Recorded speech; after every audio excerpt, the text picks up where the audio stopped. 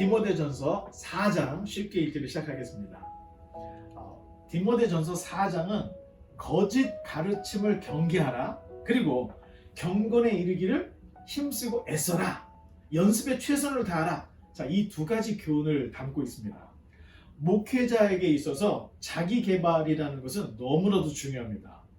목회자가 자기 개발을 하지 않으면 교회가 성장을 하지 않고 딱 정착하게 됩니다. 목사가 이단이면 교회는 이단 교회가 되는 거고, 목사가 정통 목사면 교회는 당연히 정통 교회가 되는 겁니다. 목사가 노력을 하면 이 교회는 비전이 있는 겁니다. 자, 그런 의미에서 리더십 또는 목회자 굉장히 중요하다. 사실 목사뿐만 아니라 직장, 학교도 마찬가지입니다. 회사가 개발을 멈추면 어떻게 되죠? 예, 망해요. 도태됩니다. 학교가 학생들을 위해서 늘 발전을 하지 않으면 어떻게 될까요? 학교를 안 가죠. 학교가 텅텅 비게 됩니다. 그것은 여기뿐만 아니라 가정도 마찬가지입니다. 가족 구성을 한 사람 한 사람이 다 같이 성장을 해야 합니다. 자, 자기 개발을 멈춘 부모는 어떻게 될까요? 자녀들에게 끌려가게 되고, 또 자기 개발을 하지 않는 자녀는 어떻게 될까요? 부모의 짐이 될 수가 있기 때문에 그렇습니다. 유대인에게 배울 게 참 많은데, 이 가정에 대해서 또 가정교육 이런 거에 대해서는 정말 우리가 새겨 들을 수 있는 이런 내용들이 있습니다. 유대인들은 나이가 많은 어르신, 이 노인이라고 해도 책을 놓지 않는다고 합니다.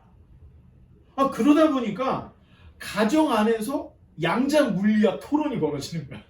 가정 안에서 AI에 대한 이야기, 그리고 가정 안에서 세계 경제에 대한 이야기가 오간다는 거예요. 그러니까 어르신들 하면 이제 흰머리 나고 이제 노인이 되면 그냥 이제 뒷방 할아버지, 뒷방 할머니, 이게 아니라는 거예요. 유대인들의 노인들은 존경을 받고 이 자녀들에게 계속해서 무엇인가를 줄 수 있는 지식을 계속 공유를 한다는 겁니다. 자, 그런 의미에서 우리의 가정들도 가족 구성을 한 사람 한 사람이 다 같이 성장을 하고 발전을 해 나가야 된다. 이거 아주 좋은 걸 배울 수가 있습니다. 유대인들에게 있어서 또 한 가지 배울 것은 뭐냐면, 유대인들은 어려서부터 적어도 2개 언어를 하게끔 교육을 한다고 합니다. 그래서 최대 4개 국어까지 하는 유대인들이 굉장히 많다고 합니다. 자, 이 유대인들은 과거로부터 경제 활동을 굉장히 많이 했습니다. 근데 경제 활동을 하다 보니까 이분들이 생각이 언어가 통해야 돼. 언어가 통하지 않으면 돈을 벌어먹을 수가 없어. 그러니까 당연히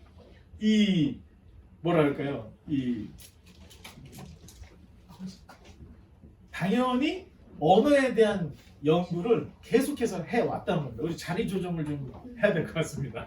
예. 자, 그런 입장에서 언어는 굉장히 중요한데, 자, 여러분들이 언어가 뭐가 그렇게 중요할까라고 생각할 수 있겠지만, 자, 여러분이 이제 대학을 가고 전문 분야 공부를 하거나 또 더 나아가서 대학원을 가면 대학원 공부를 할 때 딱 벽에 부딪히는 게 하나 있습니다.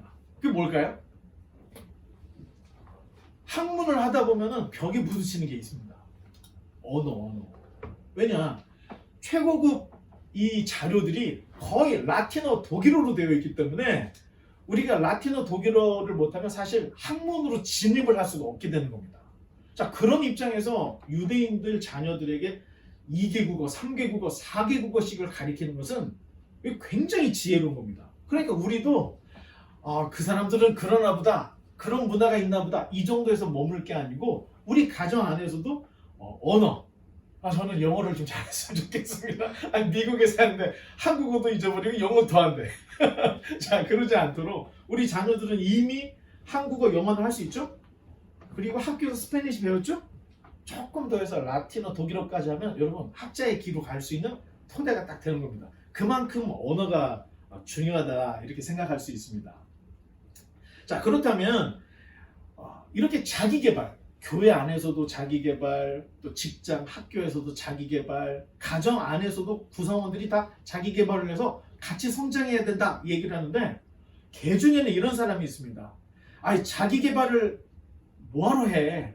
이렇게 저기 풍요롭고 잘 살면 되는데 이런 분들은 이런 얘기를 합니다. 해는 동에서 그리고 서로 떨어진다. 하루는 24시간이다. 뭐 인간은 다 똑같아. 뛰어야 벼룩이지. 뭐 이런 이야기들. 자기 개발을 하지 않는 사람들의 대부분은 운명론자들입니다. 그냥 될 대로 흘러가겠지 이렇게 생각하는 자, 이런 모습은 기독교인의 모습이 전혀 아닙니다. 성경에서는 운명에 대한 운명론을 이야기하지 않습니다. 단 하나님께서 우리의 삶을 이끌어 가신다고 이야기를 하지만 그 안에는 발전을 해야 된다는 이야기를 항상 하고 있습니다. 그래서 성경에서는 너무 잘 성장을 해서 교만해지지 않도록 조심하라는 얘기는 있지만 그러니 성장을 멈춰라. 성장은 의미가 없다. 이런 얘기를 하지 않는다는 겁니다. 성장을 열심히 해야 되는 것은 이야기하지만 너무 성장해서 독불장군이 돼서 교만에 빠지지 말라는 교훈을 하고 있다는 겁니다. 자, 그런 맥락에서 자기 개발을 하지 않는 것은 여러분 어떤 면에서는 게으른 것입니다.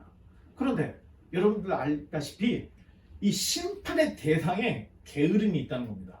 그러니 여러분이 주어진 24시간을 최대한 활용해서 1분 1초 낭비하지 않게 최선을 다해서 살아가시기 바랍니다. 이제 우리가 한 16절 정도 됩니다. 이거를 우리가 한 3가지 정도로 나눠서 할 텐데 먼저 1절부터 5절까지의 말씀을 우리가 한번 이렇게 돌아가면서 한 절씩 읽으면서 1절부터 5절까지입니다. 한번 읽어보겠습니다.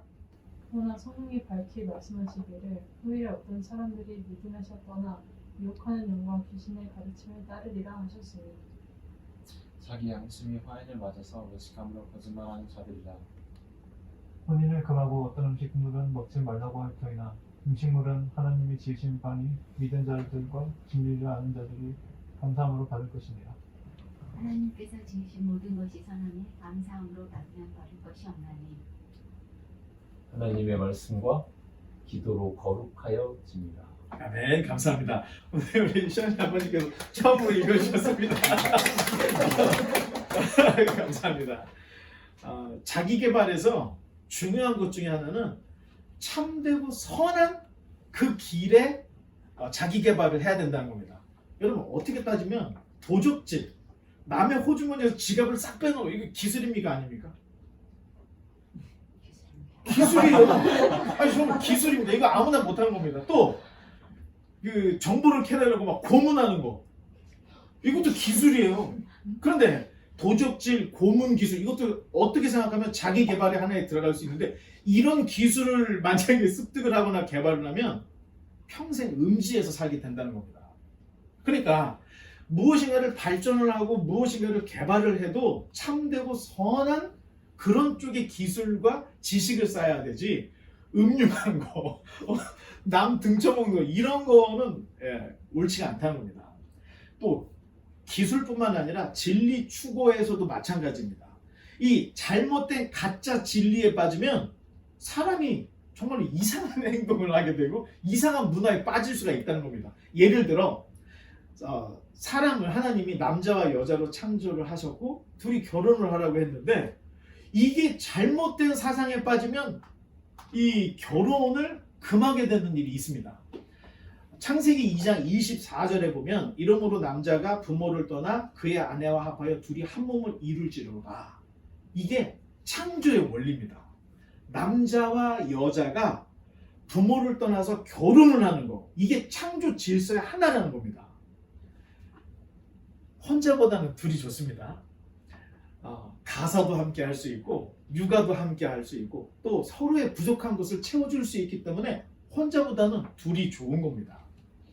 옛날에는 경제활동하면 굉장히 좀 힘들었습니다. 고대 사회의 경제활동은 뭐 사냥을 해야 된다든가 들에 나가서 목축을 한다든가 또는 막 그 떼 앞에서 열심히 농사를 해야 된다든가 뭐 이런 것들이 있기 때문에 남자들은 늘 피땀을 흘려왔습니다.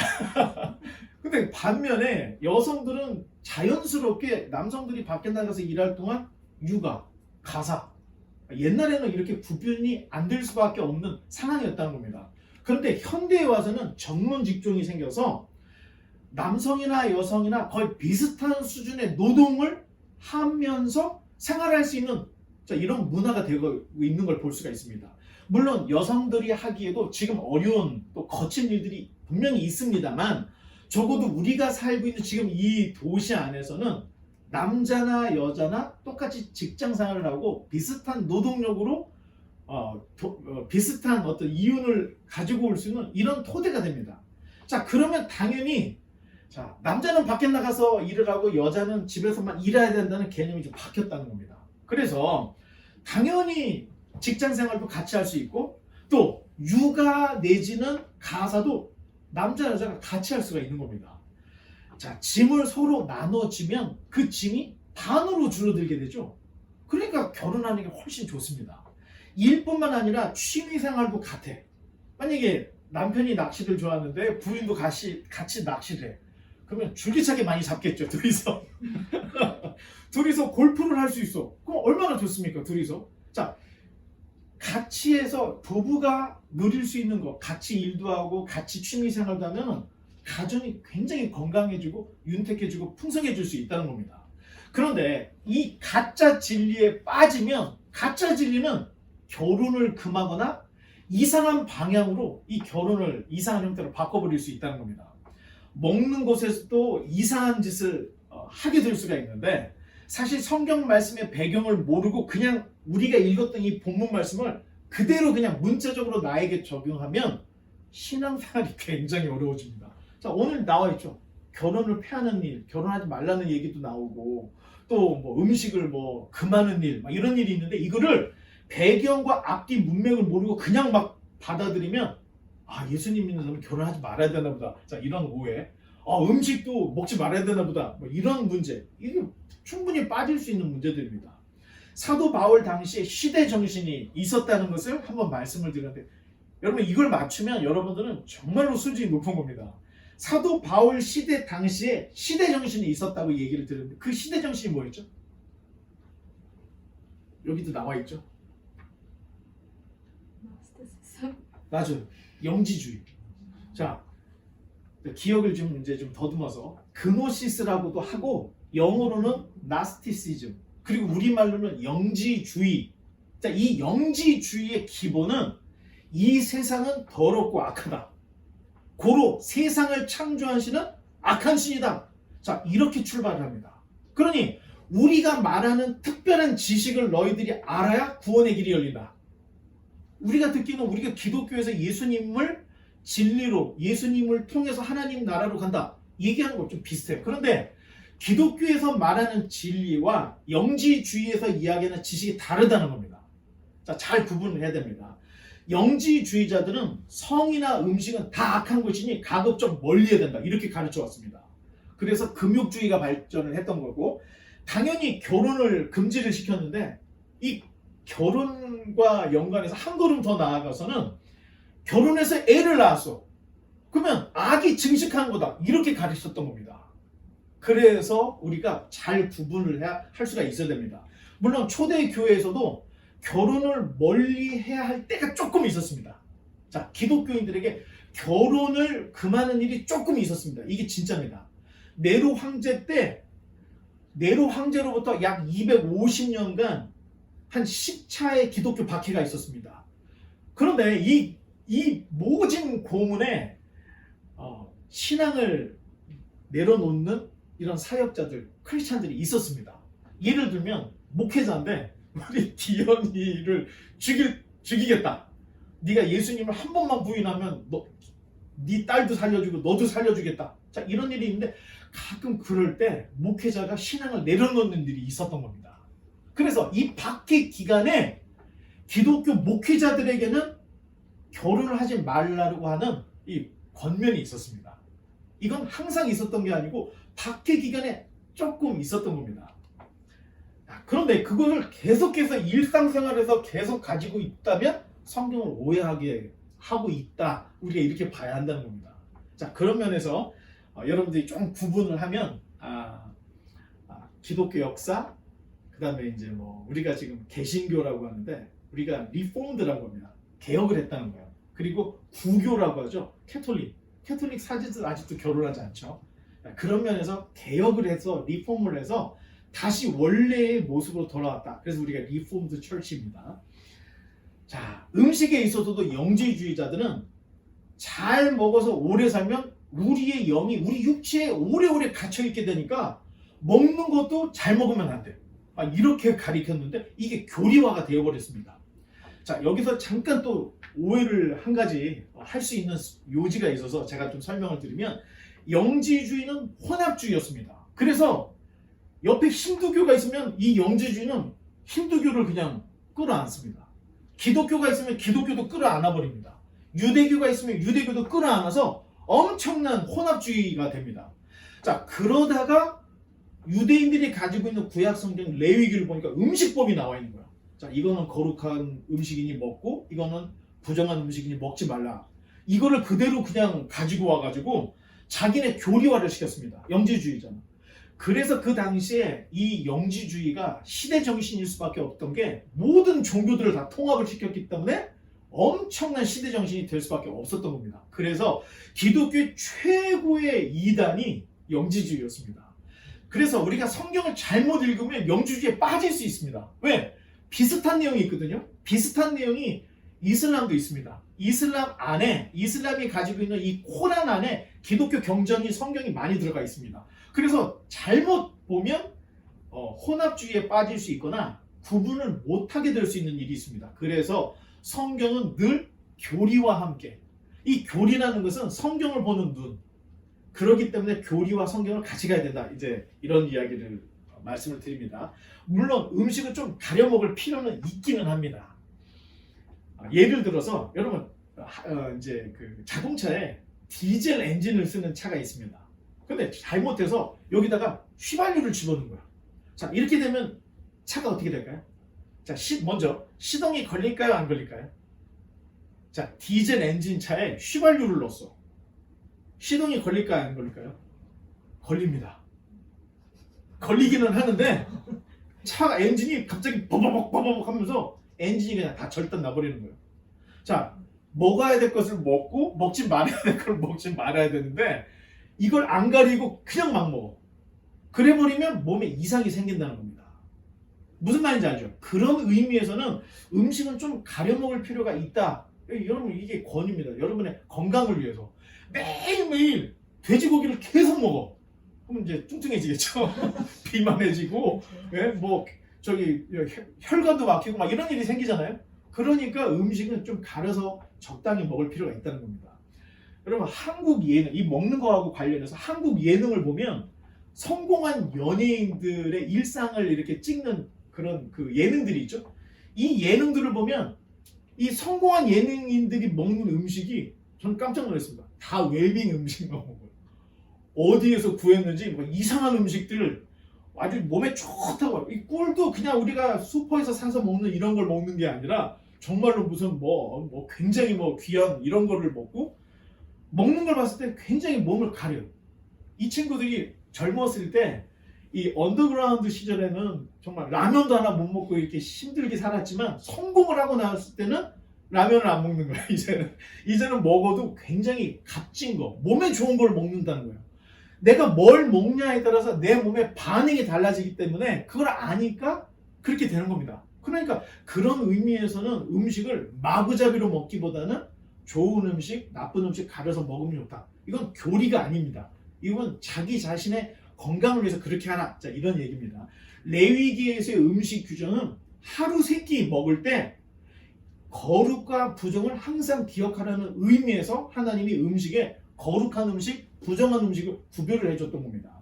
하지만 영지주의자들은 자신들이 세운 이 교리의 율법을 마구잡이로 인용을 해서 그럴듯하게 보이지만 굉장히 사람들로 하여금 자기 교리를 따르게끔 이렇게 만들어버린다는 겁니다. 자, 그 다음에 음식의 문제는 시대정신과 문화, 그리고 신앙이 다 뒤섞여 있습니다. 성경 안에 내용이. 그래서 구별을 해서 듣지 않으면, 구별을 해서 이해를 하지 않으면 우리가 잘못된 길로 갈 수가 있습니다. 사실 성에 관한 오늘날의 문제는 너무 과도하게 개방이 되어버렸죠. 지금 성의 문제는 이게 문제입니다. 음식도 마찬가지입니다. 음식도 너무 개방이 돼서 우리가 조금 음식 조절들, 사실 요새 미국이나 한국에서 굶어 죽는 사람 거의 없잖아요. 다 대신 너무 많이 먹어서 지금 비만 때문에 지금 문제가 되는 거기 때문에 정인영 좀 왜 나 배를 보면서 웃어. 그래서 음식도 좀 가려서 적당히 먹고 또 성적인 것도 어느 정도는 자기가 금욕을 해야 될 부분에서 금욕을 해야 됩니다. 너무 확 개방을 해버리면 이게 문제가 됩니다. 그래서 성적인 문제나 음식에 대한 문제는 너무 좌로 가도 안 되고 너무 우로도 가도 안 되고 적당한 선에서 자기 신앙을 지킬 수 있는 선에서 여러분 이렇게 잘하면 유익하리라고 생각합니다. 지금 1절로 5절까지는 사도 바울이 이단자들이 왜곡했던 음식 문화, 성문화를 바로잡아주고 있습니다. 자, 이제 6절로 10절 또 계속해서 또 돌아가면서 또 읽어보겠습니다. 6절로 10절입니다. If you explain these things to the brothers and sisters, Timothy, he will be a worthy servant of Christ Jesus, one who is nourished by the message of faith and the good teaching you have followed. 명령되고 허탄한 신화를 버리고 경건에 이르도록 내 자신을 연단하라. 육체의 연단은 약간의 유익이 있으나 경건은 범사에 유익하니 금생과 내생의 약속이 있느니라. 이쁘다 이 말이여 모든 사람들이 받을 만하도다. 이를 위하여 우리가 수고하고 힘쓰는 것은 우리 소망을 살아계신 하나님께 드리니 곧 모든 사람 특히 믿는 자들의 구주시라. 아멘. 감사합니다.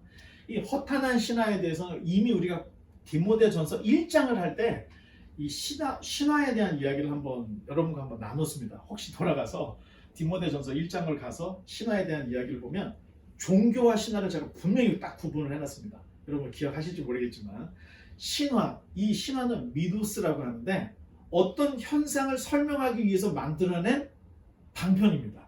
이야기 방편입니다. 예를 들어서 우리가 이제 동양 사람들이 잘 아는 견우와 직녀, 자, 소를 끌어서 농사를 짓는 견우, 그 다음에 배를 짜서 옷을 짓는 직녀가 은하수를 사이에 두고 만나지 못하다가 까마귀 까치가 오작교를 딱 만들어서 1년에 한 번 음력 7월 7일 칠석에 만나게 되는 이런 이야기가 그 견우와 직녀 얘기인데 있을 법한 이야기지만 별자리를 연구하는 사람은 독수리 자리하고 검은고 자리가 1년에 한 번 이렇게 마주하는 현상이 있는데 이것을 신화 이야기 방편으로 설명을 해서 만들어낸 이야기가 바로 이 견우와 직녀 같은 이야기입니다. 이걸 우리가 신화라고도 이야기하고 전설 이렇게도 이야기하죠. 이러한 신화는 각 민족마다 다 있습니다. 성경에 기록이 될 때에도 이런 요소가 없지 않아 있습니다. 예를 들면 구약 성경이 기록이 될 때는 이집트 그리고 바벨론, 신약 성경이 기록되는 그리스, 로마 그 신화들이 한참 본물을 이루고 있을 때 성경이 기록이 됐습니다. 그리고 이 유럽과 아시아에 있는 이 신화들이 헬레니즘 시대에 동서양의 문화가 겹치는 때가 있었습니다. 그때 신약 성경이 기록이 됐죠. 자, 이럴 때 신약 성경이 기록이 돼서 신화적인 요소가 아예 없다 이렇게 말할 수가 없습니다. 여러분도 알겠지만 대홍수 사건 이거는 인디언들도 있어요. 아메리카에 있는 정통 인디언들도 자기네들이 가지고 있는 그 기와장의 그림에 홍수 이야기가 있습니다. 전 세계 민족이 홍수 이야기는 다 가지고 있어요. 자, 이런 것들을 봤을 때는 무엇인가 연관이 있겠구나라고 생각하는데 그러면 성경에도 그러면 신화가 있냐? 이 얘기는 아닙니다. 신화적인 요소가 들어있지만 성경에서 기록하고 있는 이런 신화 이야기는 신화가 추구하고 있는 것과 신앙의 고백이 같은 어떤 방향을 가지고 있을 때 우리의 이해를 도우려고 인용을 할 때가 잠깐 조금씩 있다는 겁니다. 신화 내용이 있다는 게 아니고 신화적 요소를 이용해서 이 말을 하고 있다는 겁니다. 자, 이 정도 얘기하면 여러분들이 성경을 접근할 때 어떻게 봐야 되겠구나 이런 것들을 좀 더 여러분들이 좀 이해가 되리라고 생각합니다. 그래서 성경 중심이 되는 예수님의 이야기가 기록되는 복음서가 기록이 될 때는 아예 이 신화하고는 완전히 차별을 하려고 당시의 인명, 지명 그 당시 사람들만 알고 있는 은어가 다 포함되어 있습니다. 자, 만들어낸 이야기가 아닙니다. 예수 그리스도라고 하는 이 분의 이야기를 될 수 있으면 사실적인 이야기를 그대로 기록을 하기 위해서 인명, 지명, 그 당시의 방언, 은어까지 다 포함이 되어 있습니다. 그러니까 예를 들면 마가복음에만 있는 은어가 있습니다. 자, 브라이도리온, 이게 뭔 소린가? 이게 라틴어인데 이 총독의 그 뭐랄까요? 그 병용? 총독의 병용을 그때 당시에 브라이도리온이라고 했는데 잠깐 썼던 은어입니다. 이게. 그런데 성경에는 그 얘기가 딱 나와요. 그러니까 성경을 기록했던 사람이 그 당시 예수님 곁에서 예수님이 브라이도리온에 그 갔었던 이야기를 봤기 때문에 그걸 그대로 썼다는 겁니다. 그러니까 그런 의미에서 신화적인 요소를 최대한 제거를 하려고 인명, 지명 그리고 당시 사용하던 언어들 그대로 써서 복음서에 기록이 되어 있습니다. 자, 이런 것들과 신화가 분명히 구별이 된다는 겁니다. 검증이 되었다는 의미로 이런 역사적인 사실을 성경에는 기록을 하고 있습니다. 중요한 것은 진리를 아는 사람은 허탄한 신화, 허탄한 이야기에 별로 관심이 없습니다. 진리를 발견했기 때문에. 또한 신비 체험에도 그렇게 놀라지 않습니다. 신비 체험은 기독교뿐만 아니라 모든 종교의 신비 체험이 있습니다. 여러분, 불교 신자 중에 암 걸렸는데 자기가 열심히 공들여서 암을 낳았다. 있습니까? 없습니까? 있습니다. 힌두교인들 많고 심지어는 샤머니즘에서도 병을 고칠 수가 있어요. 이게 종교 현상이라는 겁니다. 그렇다고 해서 이 종교 현상이 예배 중에 있었다고 해서 기독교가 최고다 이렇게 얘기하는 거는 잘 모르는 사람의 얘기라는 겁니다. 지금 말하는 이 진리라는 것은 우리가 신화나 어떤 이런 놀라운 어떤 그 신비 체험에 무게중심을 두는 것이 아니라 예수 그리스도라고 하는 진리에 초점을 맞추면 다른 것에 별로 관심을 갖지 않게 된다. 자, 이 얘기를 드리는 겁니다. 기독교 복음의 경전을 신화나 신비 체험 정도로 그렇게 값싼 곳으로 만들어버리면 안 됩니다. 복음의 진술을 알면 알수록 경건에 이르게 되고 경건은 이생뿐만 아니라 내세에도 약속이 있다는 겁니다. 지금 사도 바울이 6절에서 10절에 이 얘기를 하고 있는 겁니다. 자, 허탄한 이야기, 허탄한 어떤 그 체험에 집중을 하는 것은 아무 유익이 없다는 겁니다. 하지만 진정한 진리, 복음의 진술을 알아가면 이생뿐만 아니라 내세에도 약속이 있는 거다. 굉장히 어려운 얘기를, 굉장히 심오한 얘기를 사도 바울이 이야기를 하고 있습니다. 그러니 여러분, 디모데처럼 신앙에 있어서는 늘 자기 개발을 해야 된다는 겁니다. 가만히 앉아서는 이런 것들이 개발이 안 됩니다. 성경을 열심히 보고 또 기도도 당연히 해야 되고 자기가 계속해서 자기가 믿는 바에 대한 연구를 계속해야 된다는 겁니다. 그 내용이 이제 11절로 17절에 기록이 되어 있는데 또 계속해서 우리가 11절로 17절까지를 또 계속 돌아가면서 읽겠습니다. 너는 이것을 명하고 가르치라. 누구든지 내 연수함을 없인 여기지 못하게 하고 오직 말과 행실과 사랑과 믿음과 정결에 있어서 믿는 자에게 본이 되어 내가 이를 때까지 읽는 것과 권하는 것과 가르치는 것에 전념하라. Do not neglect the spiritual gift you received through the prophecy spoken over you when the elders of the church laid their hands on you. 이 모든 일에 전심전력하여 너의 성숙함을 모든 사람에게 나타나게 하라. 다 같이 하겠습니다. 네가 네 자신과 가르침을 살펴 이 일을 계속하라. 이것을 행함으로 네 자신과 내게 듣는 자를 구원하리라. 아멘. 명하고 가르친다는 말은 이해가 되고 납득이 되도록 하라. 이런 의미입니다. 자, 명령은 하나님의 말씀을 지키도록 명령하라는 의미고 가르친다라는 말은 이해를 시켜서 믿게 하라. 자, 이런 의미가 있습니다. 말씀이 이해가 되고 지켜질 때 신앙의 성장이 오게 되는 겁니다. 자, 말씀을 모르면 지킬 내용이 없잖아요.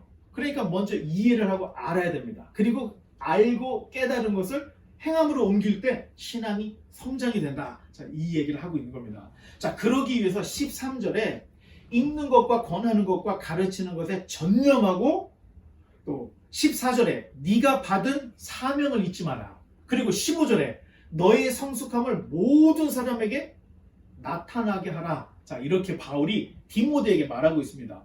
목사가 1년이 되고 3년이 가고 5년이 갔는데 목사 수준이 항상 똑같아. 그럼 교회의 그 수준도 뻔한 겁니다. 신비주의에 빠지는 목사들의 거의 대부분은 성경으로 승부를 할 수가 없으니 다른 길을 찾은 겁니다. 그런 목사들에게는 신학이 없습니다. 그리고 자신이 행하는 이 모든 능력이 정당하다는 것을 늘 호소를 합니다. 자, 이런 교회 정말 많습니다. 지금 사도 바울이 디모데에게 뭘 강조하고 있는지를 보면 기도 많이 해서 능력 받으라. 지금 이걸 강조하고 있습니까? 아닙니다. 오히려 네 연수함을 없이 여기지 못하게 말과 행실, 사랑, 믿음, 정절에 있어서 본이 되라. 확실하게 깨끗한 생활을 하라는 얘기를 하고 있고, 사도 바울 자신이 에베소로 돌아갈 때까지 자, 중요합니다. 읽는 것, 권하는 것, 가르치는 것에 전념하라. 명확하죠. 목사가 교회에서 해야 될 의무가 딱 나옵니다. 그래서 디모데 전서 후서 디도서를 우리가 목회 서신이라고 하는데, 스승 목사가 제자 목사에게 목회 이렇게 해야 된다는 걸 지금 가르쳐주고 있는 내용입니다. 오늘날 교회 목사님들이 지금 바울이 디모데에게 한 내용을 그대로 한다면 교회는 곁길로 갈 일이 없습니다. 두 가지 했죠. 이단을 경계하는 거, 자기 발전을 멈추지 말라고 하는 거, 지금 두 가지를 그대로 하고 있습니다. 목사가 이단이면 아까도 얘기했던 교회는 이단 교회가 됩니다. 목사가 계속해서 말씀에 성장을 해 나가면은 여러분 성도님들도 계속해서 같이 성장을 하게 된다는 겁니다. 그런데 목사가 다른 곁길로 가게 되면 그 교회는 어떻게 될까요? 같이 곁길로 가기 때문에 목사는 항상 중심을 잡고 진리에서 벗어나지 말아야 된다는 것을 사도 바울이 디모데에게 강조를 하고 있습니다. 두 가지죠. 철저히 이단을 조심하라. 그리고 목회자 하나가 삐끗하면 교회가 전체가 잘못될 수 있으니 경계하고 조심하라. 자, 그렇다면 하나님께서는 왜 이렇게 이단이 판을 치는데도 하나님은 심판하지 않고 그냥 잠잠히 보고만 계실까? 우리 이렇게 생각할 수 있습니다. 왜? 큰 교회, 잘 되던 교회가 갑자기 이단 교회로 되는 교회들도 있고, 교회가 그냥 쪼개져서 없어지는 교회도 있고, 자, 이런 일들이 너무 많고, 그다음 우리가 아는 한 번쯤은 들어봤는 거 신천지, 또 뭐 통일교, 우리 기독교에서 이단이라고 하는 이런 이단 교단들이 생각보다 교세가 굉장히 강합니다. 막 일어납니다. 자, 이런 얘기도 있죠. 자, 한국의 시골교회 목사님들은 사실 사례금 받기가 힘들어요. 농촌에 한 10가구 모여있는데 거기 교회 하나야. 아니, 그러면 이 성도들이 어떻게, 헌금이 없으니까 이 목사님 어떻게 먹고 살겠습니까? 아니, 그러니까 이단들이 후원금을 계속 주는 거예요, 목사한테. 이단 교회인 줄 모르고 계속 받았던 거예요. 나중에 봤더니 통일교회에서 지원을 해줬던 거예요. 그럼 와서 교육 한번 받으라고. 교육 한번 받으면서 그 교회가 그냥 통일교 교회로 바뀌어버리는 겁니다. 이런 일들이 지금 한국에서 너무너무 많이 일어나고 있습니다. 그러니 목사가 벗어나지 않도록 열심히 할 수 있도록 목사뿐만이 아닙니다. 성도들도 같이 또 지혜롭게 교회들이 잘 나가야 되는데, 자, 그러면 이런 일들을 왜 하나님은 보고만 계실까? 디모데 후서에서 이런 얘기를 했습니다. 사람들이 진리 쫓기를 좋아하지 않으니까 하나님이 유혹받게 하여서 하나님의 사람들을 걸려내려고 하나님 그냥 보고만 계시다. 이게 데살로니가 후서에서 사도 바울이 이런 이야기를 쓰고 있습니다. 그런데 신명기에도 똑같은 이야기가 있습니다. 꿈꾸는 자, 예언하는 자, 한다는 자, 너희들이 그런 사람들의 말을 듣기 시작하면, 자, 하나님께서 얘기하죠. 너희가 정말로 나를 사랑하는지 사랑하지 않는지 시험하려고 내가 이런 헛된 것들이 활동을 하게끔 하고 있는 거다. 그러니 유혹에 빠지지 말라. 이런 얘기를 하죠. 여러분, 모든 종교는 미래를 알고 싶어 합니다. 근데 그 미래가 나의 성공하고 연관이 된 미래를 알고 싶은 거지, 세상이 어떻게 될까 이걸로 알아보고 싶어 하는 사람 별로 없다는 겁니다. 거의 다 기복적인 의미에서 앞을 내다보고 싶어 한다는 겁니다. 그런데 이거 교회에서만 있는 일이 아닙니다. 교회 예언을 해야만 나오는 것이 아니고, 여러분들이 알다시피 샤머니즘에서도 미래를 맞추고 예언할 수 있다는 겁니다. 그런데 그것이 하나님이 정말로 네가 나를 사랑하는지 안 하는지를 시험하려고 하나님께서 보고 계시는 시험이라는 겁니다. 이게 데살로니가 후서에서도 얘기를 하고 있고 신명기에서도 똑같이 얘기를 하고 있다는 겁니다. 자, 여러분 오늘 가토 시간에 치킨과 우리가 떡볶이를 먹으면서 지금 내가 생을 마감한다면, 자, 이런 주제로 우리가 한번 가토 시간을 가지러 갑니다. 이유가 있습니다. 거의 대부분이 지금의 우리가 살아가는 삶과 내세가 다를 것이라고 생각합니다. 마치 지금은 내가 이렇게 사는데 내가 죽고 난 다음에는 전혀 다른 세상일 거라고 생각하는데 성경이 전혀 그렇게 얘기하고 있지 않습니다. 연속성이 있습니다. 지금 여러분들이 여기에서 참된 예배를 드리지 못하면 천국에서의 예배가 즐겁지가 않은 겁니다. 지금 여기서 철저한 신앙의 고백이 되지 않으면 천국이 나에게는 필요가 없습니다. 왜?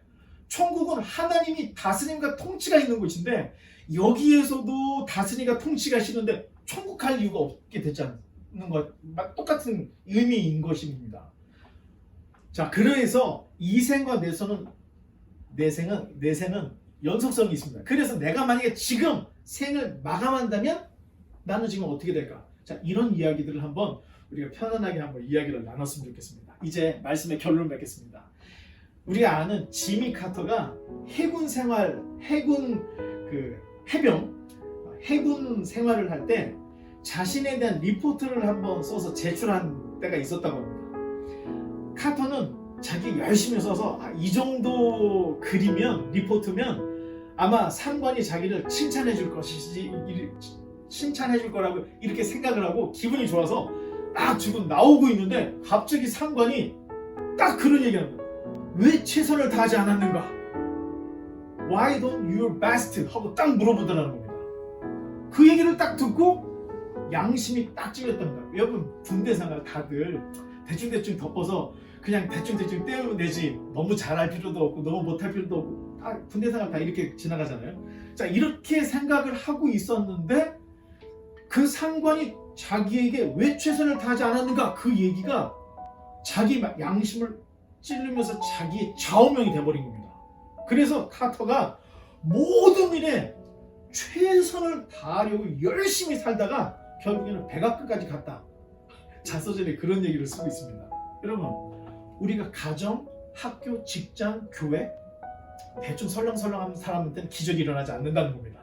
그런데 자기 일에 최선을 다하는 사람은 그 가정이 가장 아름답고 행복한 가정이 될 수 있는 거고, 내가 최선을 다해서 직장 생활하면 내 직장이 최고의 베스트 직장이 될 수 있는 겁니다. 내가 최선을 다해서 열심히 공부하면 나로 인해서 학교가 영예를 받을 수 있는 거고, 내가 최선을 다하면 나로 인해서 모든 사람이 다 행복해질 수가 있다는 겁니다. 자, 이런 의미에서 자기 개발을 항상 해야 한다는 겁니다. 바울은 디모데와 이 편지를 읽는 모든 사람들에게 하고 싶은 얘기가 있었습니다. 그 얘기가 내 성장을 보이라는 겁니다. 여러분, 이 성장이라는 것은 대충해서 성장이 일어나지 않습니다. 변화, 성장, 이런 것들은 내가 최선을 다해야 일어나는 변화입니다. 제가 한번 얘기를 옛날에 했던 것 같은데, 살을 빼려고 큰 데를 이렇게 좀 공원을 걸었습니다. 근데 운동을 적당히 하니까 살이 더 찌는 거예요. 밥맛도 좋아지고. 그래서 안 되겠다 싶어가지고 그냥 미친 듯이 걷자. 그러니까 2시간을 막 열심히 걸었습니다. 얼마나 열심히 걸었는지 그 발톱 하나가 까맣게 죽었어요. 너무 열심히 걷다 보니까. 그러니까 살이 조금씩 빠지더라고요. 최선을 다하지 않으면 살도 안 빠집니다, 여러분.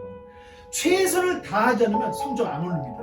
최선을 다하지 않으면 회사에서 자기의 어떤 그 실적 안 오릅니다. 회사에서나 가정에서나 교회에서나 모든 일에 최선을 다해야 여러분의 발전과 성장을 다른 사람이 볼 수 있고 느낄 수가 있다는 겁니다. Why don't your best? 여러분, 이 카터가 지금 자기 좌우명으로 삼았던 것처럼 여러분 마음에 여러분도 한번 새기고, 그렇게 최선을 다해서 우리 한 사람 한 사람이 그 자리에 그대로 운명론자처럼 머물러 있는 것이 아니라 계속해서 성장하고 발전하고 우리 모두 함께 그리스도 안에서 아름답게 지어져 나갈 수 있는 저와 여러분 되시기를 주님의 이름으로 간절히 축원합니다. 기도하겠습니다.